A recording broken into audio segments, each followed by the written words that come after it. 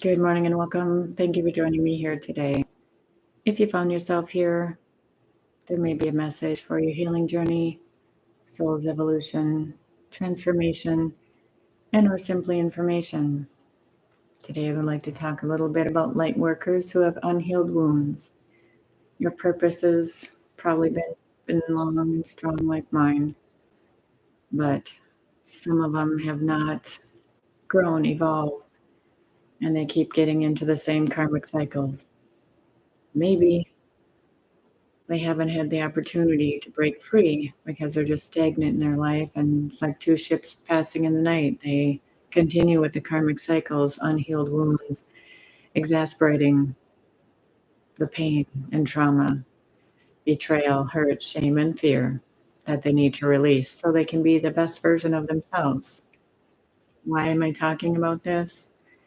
Because in 2010, I went on this great healing journey to take a lot of different classes from mentors and guides that are very reputable. And most of them, I would say maybe 90 some percent are awesome. And they're still out there making the magic happen.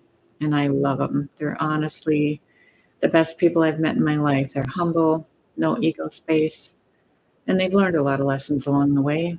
Some of them actually have a whole lot of lessons, but some of them had karmic relationships, and they talked about them as they healed, and they figured out their own modalities and brought it to the surface, and maybe have partners out that can help them write their content and be with them, and they just do the magic they love, and I love it. I follow them all the time. And then there's others out there that are still unhealed, going to different circuits and venues, and you can feel it because I've been in the realm with them, and they're unhealed. They're on the darker side, and then they take clients on, and they sort of transpose that energy back to them. So if you're in the same building as them, you want to make sure your booth is at the other end, but you can still feel it. Those of us that are light workers, and there might be shamanic healers in the group or drumming and whatever else it was when I was doing that for a couple years after learning some modalities. But as of recent, after COVID, a lot of people went online and did things Zoom. And I've hired some people that I've tried to grow with and learn from different aspects connected to. But then in your intuitive state, you said, now, is everybody on your platform or in the group that you're teaching, are they all on the up and up? And they were shocked why you would ask. But I guess when students are ready, the teacher takes on as many as they can. And sometimes they take on that one additional person. Well, I was right. I hired people recently, well, maybe within the last year, to explore different venues. And actually, I was right. The people that were there, some of them were actually very dark. And why they do that? Because some of us are extremely light and they want to take advantage of us, do things behind the scenes, or collaborate with people that you don't want association with. So in essence, you hire people to help you move on and prolong, or move forward through another aspect of healing. But they, in their circle, their students have some darkness. And it's sad because you like the teacher who then collaborated and became dark themselves because they have a lot of unhealed wounds that triggered, right? So the higher aspect is, yes, maybe the teacher and that person had some business karmically, but affected the rest of us in class. So I helped her and these people come along. And even when the teacher wasn't able to show up for her own students' class, I stepped in. But sadly, some of them go against the ones that are lightest because they see your light and they want to capitalize on it and take you down and work with other people that are dark. And that's hurtful. So lessons for me too, right?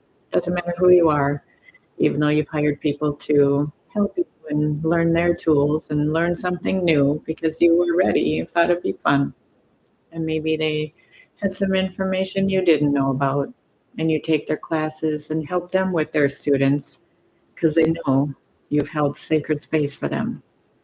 But in the end, they were the ones that tried to collaborate to take you down, look at all your websites and, refer you to different people. and then they steal your content. So that was very sad for me because I actually liked some of these people personally.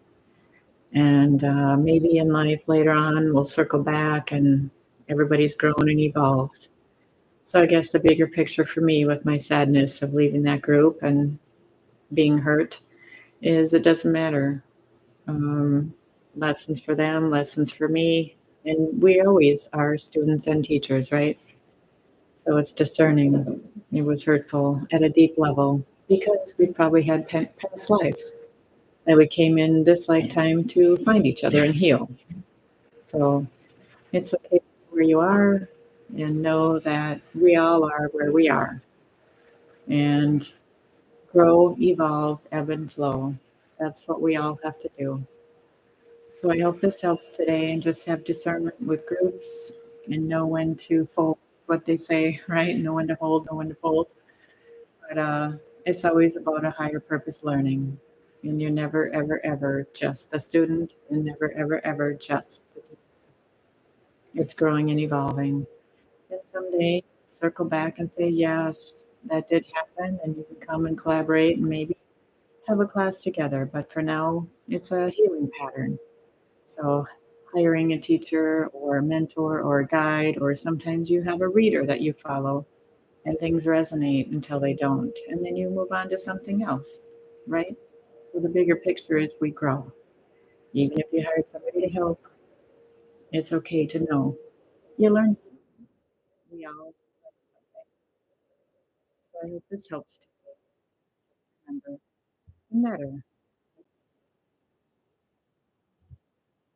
who the